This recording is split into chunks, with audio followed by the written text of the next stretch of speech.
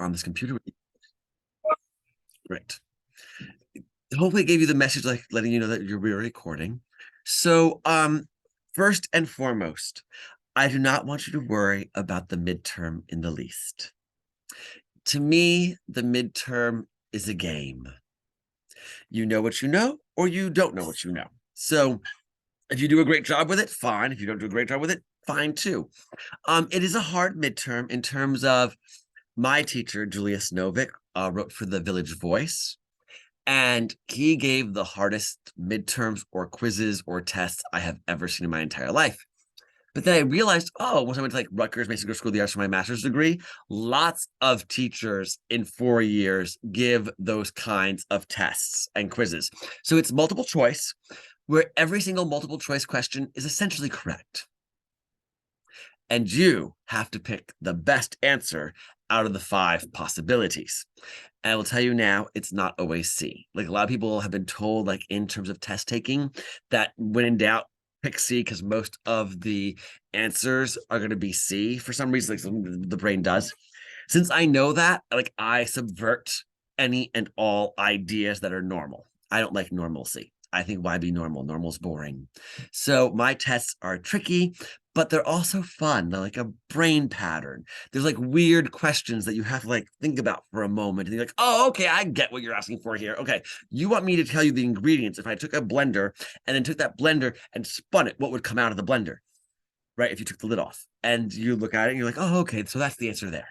So like really weird questions as well. I curve. I curve. I curve. So let's say that you get a 42 on the test. The truth is, I'm going to curve that up. So everyone gets a curve. The curve could be anywhere between 26 points to 32 points. If somebody cheats, meaning they get like 100, that means nobody wins. Everybody loses. Because 100 means there's no curve. Does that make sense? It means you really have to go off of what you know. If you don't go off what you know, everybody will lose. So if you cheat, everybody loses. And the way the test is built is that it can tell if someone's cheating. Meaning, like if you're taking too long to answer a question, if you go and you look up something, it's going to know that you cheated. Now, I'm not using honor lock. I do not have you open your drawers and have the laptop look down to see what's inside the drawers, and I don't have the camera go all around the room. The test was built in such a way, and it's timed in such a way, as it catches cheating without having to look at your room or look at you at all. So you cannot look at your notes. You have to use what you have memorized. If you start looking into your notes and answering the questions, you will fail. And everybody will fail with you. So one person cheats, everybody fails. It's that simple. So there can be no cheating. Are we clear on this? Do not look at your notes. It's a game. The whole thing is a game. What you know is what you know. What you don't know is what you don't know. And that's okay. I want you to see how much you've actually memorized, how much you're retaining from the class. That's what makes it a game. Let's see how much I've got. Yes. And the more you got, the higher your score is. The less you got, the lower your score is. But let's say that you do get like a 42, which we would all, I think, agree is a low grade. Yes. If I'm going to bounce you 26 points or 32 points. So let's see, you got a 42. I'm going to give you 32 points of curve. So now you have a 74 in the class. Not so bad. That's very generous, is it not? Would you say that's a generous curve, 32 points? Now, I'd say you don't want a 42. Like 42 is like the lowest you want to go. So you want to try to memorize 50% of the material we've covered. And the material ends today. Well, this week is the end of the material. So today this week you're watching a documentary called Pina, and you're learning about documentary. So this is the last week of it. So week 8 starts a whole new thing. There's none of those questions on the midterm. So this is your final week with midterm questions. Are we clear on that? Yes, Nakai. So basically, once that week 7 is over, you'll close all the notes like completely, I'll or, what? or basically, if let's say we're going to week 8. So all the notes that we took like weeks 1 through 7, that'll be gone completely. Oh, sure, I see what you're saying. I am not going to close anything on you. Okay, okay. Right. All 7 chapters are still gonna, all 7 lesson folders are staying open. They stay open all the way until the very end if you want to go and look back. They're always there for you. I open everything at the same time. I close everything at the same time. And basically, actually don't open it or close it. I let the college do it. I'm not one of those professors who like, week is over, whole folder closed. No, because you can go back and you can learn from it. You can go back and review some of the videos and grab some information. So no, I never close them. Right? You're taking the course. You have a right to go back and look at it, is my personal opinion. We don't take a textbook away from you, do we? No. So why would I take away those folders from you? I would never. Um, I would say on the midterm itself, like go for the big things, right? Like clearly codes and conventions is probably something I'm going to quiz on. When it comes to history, right? I think the best way to study the history, by the way, is grab yourself a blank page. Yes. And then see if you can kind of make, give me this here. See if you can make a timeline, yes, on the page from your memory. So I know that the kinetoscope film by Edison Studios under the direction of W.K.L. Dixon occurred around 1894, right? So I know that on the timeline very clearly. Now, things happened before that in that lesson 2 folder, right? So one of the things that happened before 1894 was the invention of the phenakistoscope. Phenakistoscope. And even before the phenakistoscope, right, there was the magic lantern. Now, what was the magic lantern? The magic lantern was essentially like an early projector. And you would, like the early ones, used a candlelight, and the candlelight would reflect off the mirror and then hit the image, and that image would be cast out onto the wall or a screen in front. So I just go through that. So after we get W.K.L. Dixon and the phenakistoscope, where do we go next? Oh, I think we go to France, right? We go to France. It's the Lumiere brothers. And the Lumiere brothers did that whole thing with the train. Bop. So if you could play this kind of game with like a timeline and you get the history that way without having to look at any notes, you're going to be on path and you do a great job with this quiz. Does that make sense?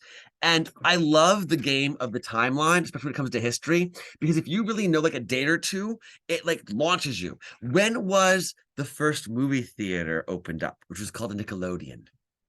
Anyone know the date?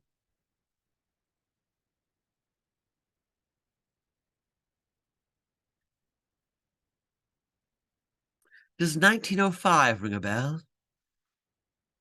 Yes. Yeah, yeah. So knowing a Of couple course. dates, I love because it like keeps things in your mind correctly.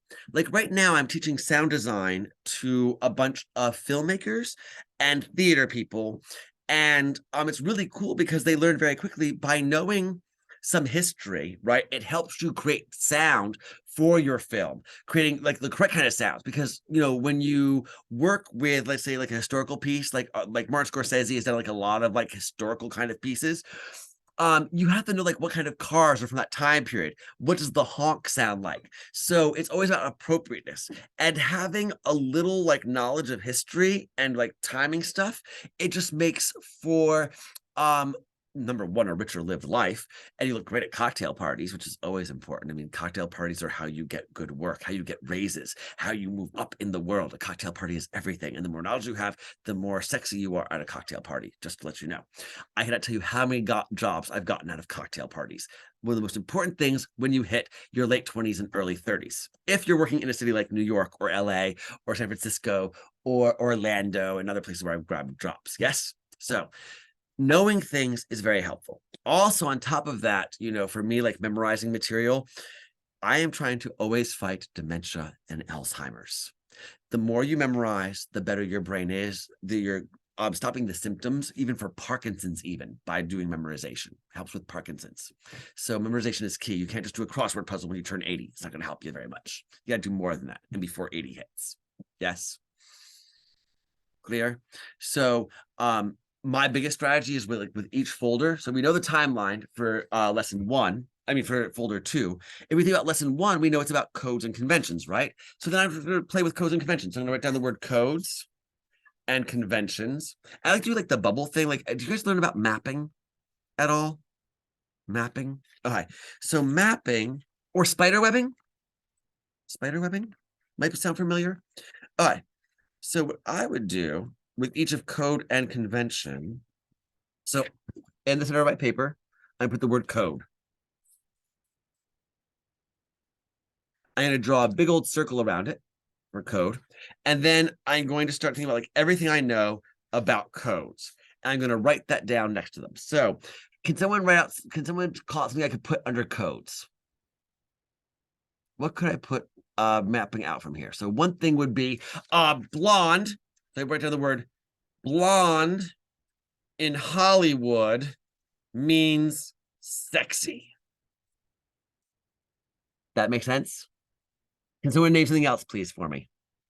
Darren, any idea with code? Can you think of anything? I was thinking like a man dressed up in a suit means power. Oh, a man in a suit means power. I love that. Man in suit means power. Okay, other codes. Jillian, would you want to try one? Pretty please. Um,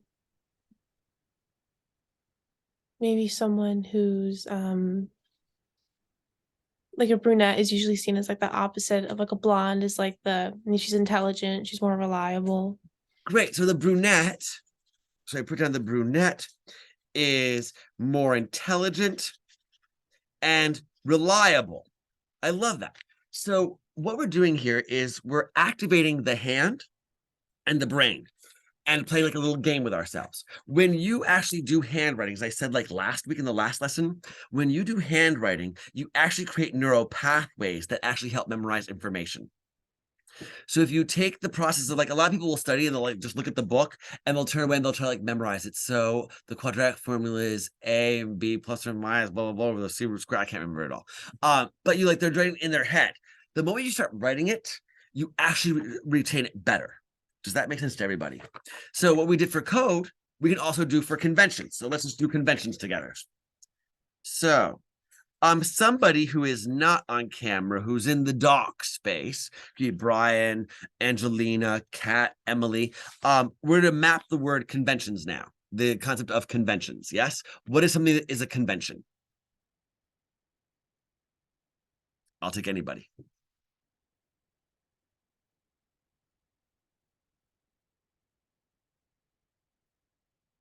Brian, Angelina, Kat, Emily, Patrick, one of you. Just call out something for me, please. Oh, I see someone's in the chat. I'll take that too. Avatar 2. Why? What is Avatar 2? Wait, when I think of convention, I think of a large gathering of people. Okay. All right. Then let's help you out with convention. So a convention is a rule in film. So a convention, right? What is night? So in the mise en scène, flop, flop, flop. And of course, the mise en scène, zoom box. See behind me, we have it's very studious. We get the idea that I'm a studious person. There's books behind me, but you also get the idea that I'm disorganized because my books are all leaning in different directions. This is not really my office or my space. This is not how my books are at all, but it's like the green room for the studio theater. But anyway, you see the books are all there. There's up in the corner. I'm really bad at this. There it is. Up in the corner, there's a drum. Yes. So it tells you something about me. Yes. So that's the mise en scène. But conventions, what color is night in terms of film? What color is the light at night in film? Yes, Patrick, it is blue. So that's a convention. Conventions are quick rules we use to help with storytelling. One of the big conventions, right, is a lead character who's in Manhattan is going to go to, let's say, the Ford modeling agency. Yes. And they're driving in their car. Let's say it's a Lincoln Town car. Do they get to park right in front of that building? They do. But in reality, can you just park that easy in front of the building you're going to in Manhattan? No. But we allow that convention to occur because it helps out with the storytelling. The truth of the matter is conventions what do they do? They telescope time. Like telescoping time is a convention itself. We don't see the entire woman getting ready from the morning she wakes up all the way till she steps out of the shower. We usually do like a montage of a woman getting ready in film. right? We see her get out of bed, her makeup's a little askew, her hair is a little askew. Then she walks over to the mirror, she sees herself, she goes down, fixes everything and up, and she's fully made up. Makeup, hair, perfect. Then she walks over to the closet. We see that she's in her nightie. She then bends down or goes to the side, and all of a sudden she goes back out and she's fully dressed. It's a convention. We don't see all the stages of the dressing. Yes. A big convention that, thank God, is not used anymore, but it was used a lot during my time period as a little kid, is someone like got hit on the head, right? They'd have amnesia. And the only way to come back from the amnesia was to get hit on the head again. Those were all conventions. Yes. But conventions also help tell like genre, right? So in a Western, which is my favorite place to go to, in a Western, right? The good guy wears white, the bad guy wears black. There are spurs on his cowboy boots. There's a saloon. There's a lady in the saloon singing. There's tumbleweed rolling. There are horses. There's the last hurrah, the gunfire going back and forth, right? Those are all conventions. But if I go into outer space, I'm doing sci-fi, I'm going to see spaceships. I'm going to see asteroids. I'm going to see stars and moons and Milky Ways. Yes? So all those are conventions. What's the difference between a code and convention? It's very light. I always think of like a code as a word, and a convention like takes a lot more to explain. Like it takes full sentences to get at. Does that make it clear for you, Brian, what a convention is now? Yes, cool. The other way thing is conventional. You probably heard the word conventional, right? That's the norm, is another way of kind of like saying it. The norm of a sci-fi movie is to see spaceships and aliens and outer space and stars. It's conventional. Cool. So we did lesson 1. So in lesson 1, we did genre, codes, and conventions. Lesson 2 was history. What was 3 about? What was chapter 3 about? And lesson folder 3. Anyone remember? Without having to look at it. Do you remember the film we watched for folder 3?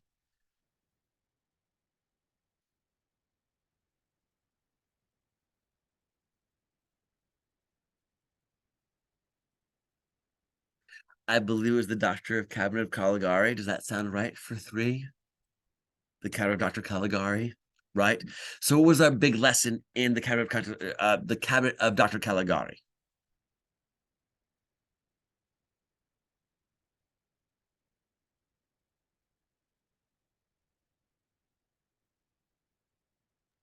German expressionism. Sure, about German Expressionism and the ingredients of German Expressionism. We also learned that it was like one of the really first big genres, and out of that came horror movies and the psychological thriller. There's a look to German Expressionism. Yes. We also covered film language, not in 3, but in what lesson folder?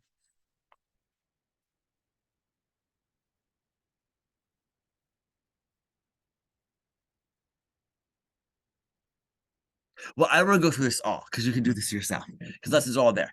But this is what I'm asking you to do. Like, go back through like what was in lesson folder 4, what was in 5, what are the big ideas?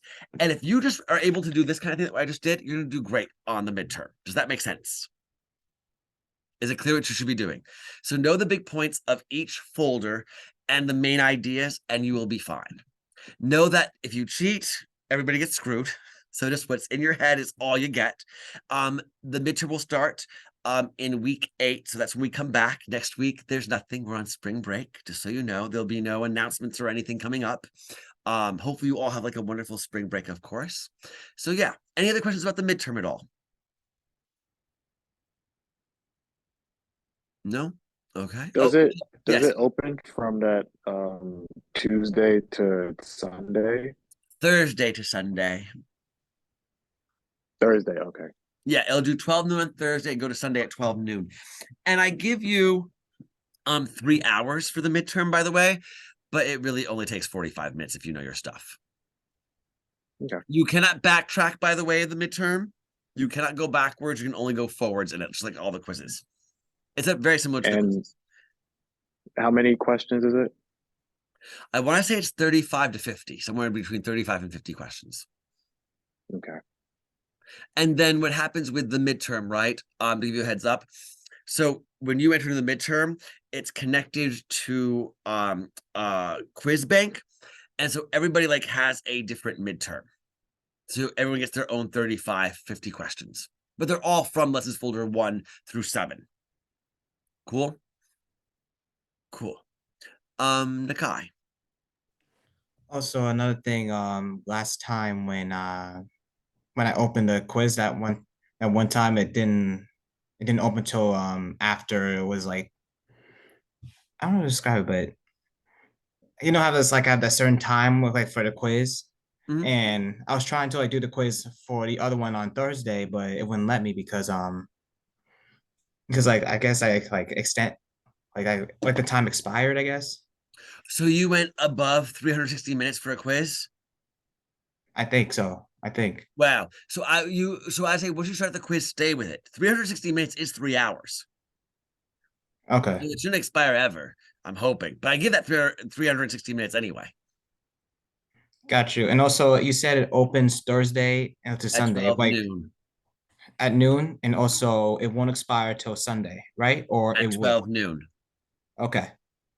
Yes. So I definitely recommend starting it by 11 a.m. at the latest on Sunday. Okay. And And then I'll put all this, like, you know how I do those like I do the announcement plus I do an email at the same time. So this will also all be in the email and the announcement too. can you also start it earlier or you can't? You cannot. Okay. I mean, you can start on Thursday at 12 noon is the earliest you can start. Okay.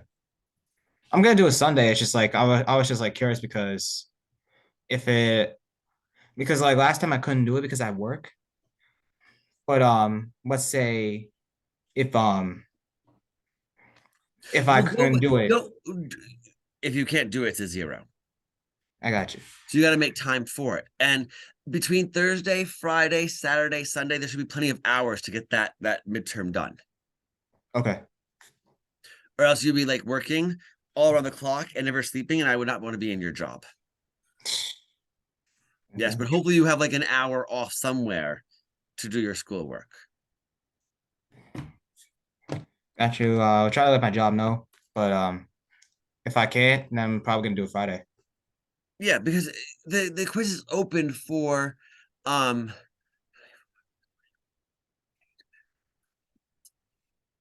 the quiz is open for 72 hours. Okay. So it's open 72 hours. You should not be working for 72 hours straight. Oh yeah, no. Because like I was trying to like, give myself time to study and like You not have like rush into it. yes, start studying now. Don't wait till next week to start the studying. Yes, do a little bit every day. My favorite place to study, by the way, like a really great place, is the shower.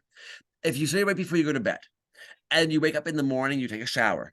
As the water's pouring on you, there's this interesting thing that happens to your studying that all the things you studied the night before just like kind of pour out of your mouth and your mind.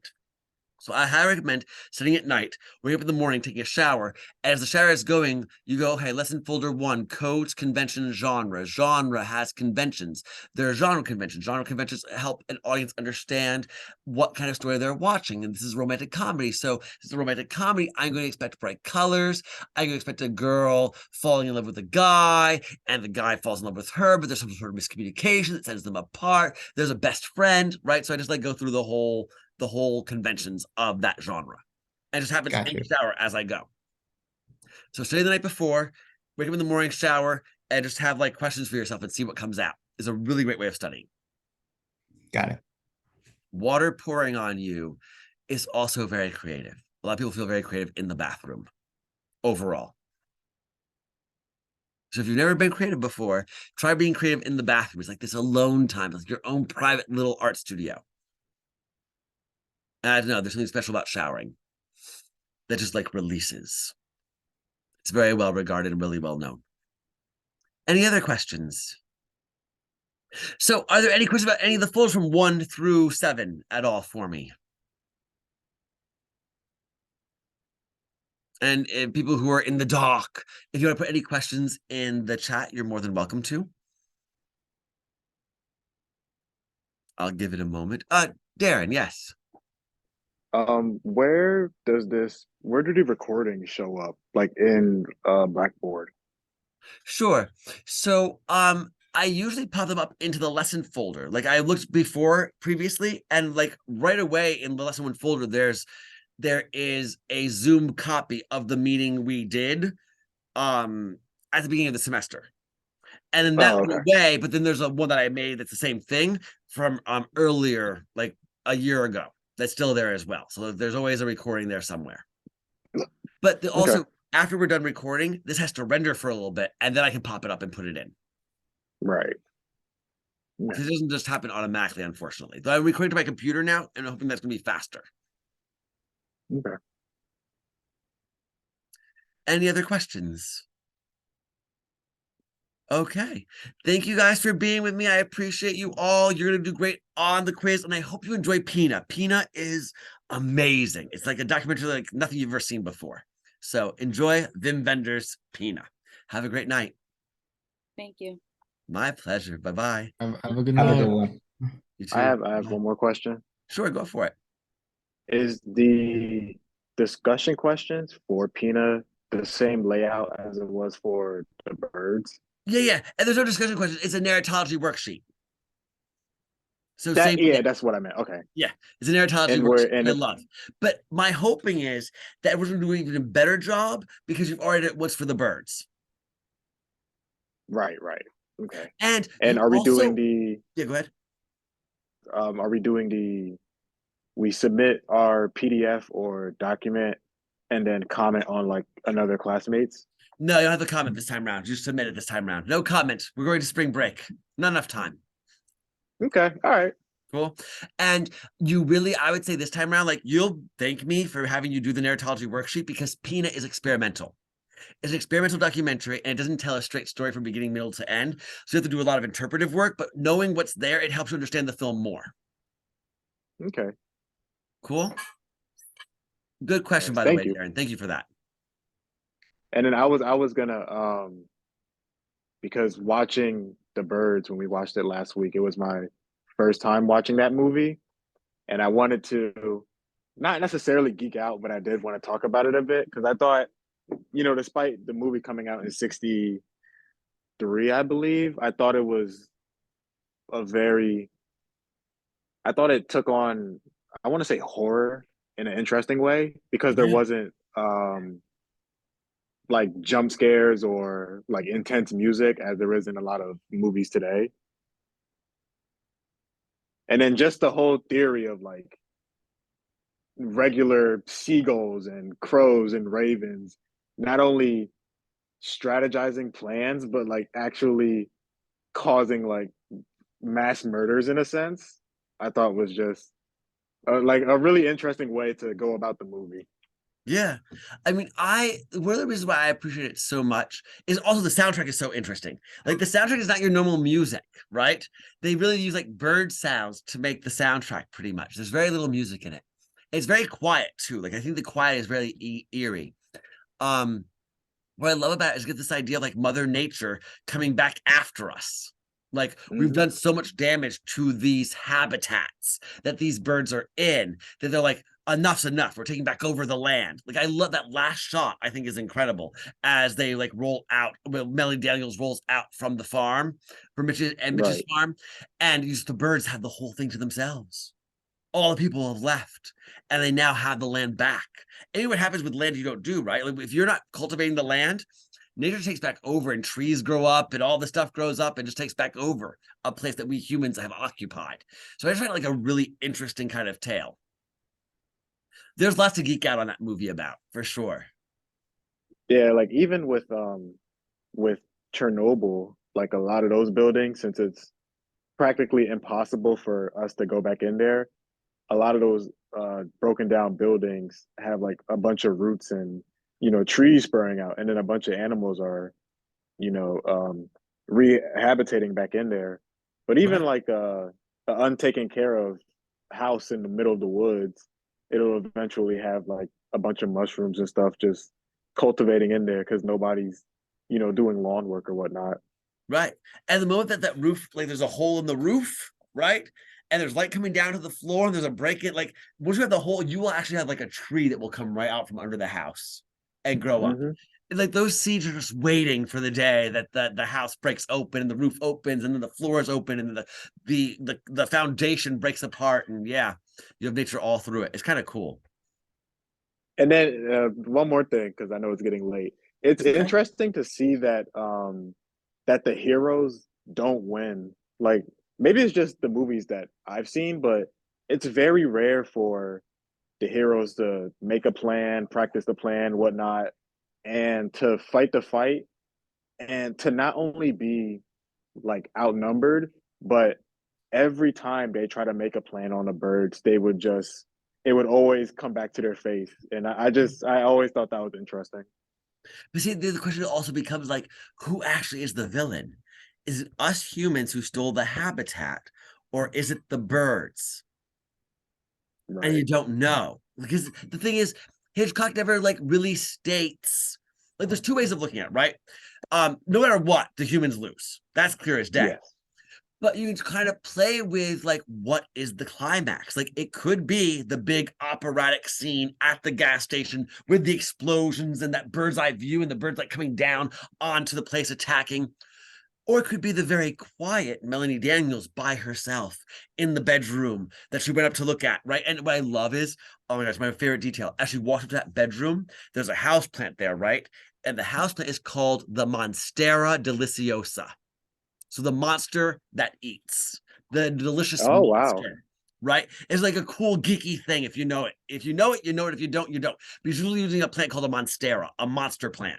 It's like sitting there. It's one of the most well-known plants because we have it on like swim trunks and Hawaiian shirts. Like, it's like this wonderful vacation-y kind of plant, right? It's tropical. And yet it's used in this movie as a horrific little being. It just says she's going to a bad place, the monsters are there. But besides that, I just think it's like really interesting because a lot of people want to say that is the climax because it's different from everything else. But isn't the big fight also different from everything else? With the gas station, the explosions, and is that more climactic, the other one, than like this one little woman alone? So I say, as like, for me, I think of the birds as like the heroes taking back their land.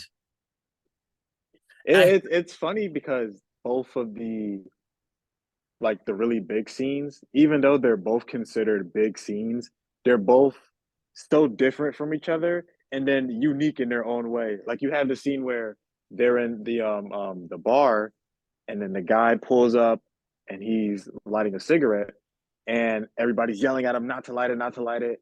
And then that's when I think like everything hits the fan because had it not been like had he not I guess burnt himself because he did shake his hand a bit, I feel like the scene would have still been intense, but it's something about just that little part where his car catches on fire and then the flames from the car um, trails along the gasoline leak and it reaches the gas station and it's just explosions and it doesn't kill any of the birds, it just messes up the humans. And then with Yeah. the final scene in the house, I feel like that could have more towards the ending when Melanie opens the door and she's getting attacked. From what it looked like to me, it looked like she could have easily had just turned and closed the door, but the way she was backing up made it seem like she was pushing on the door and kind of closed herself in.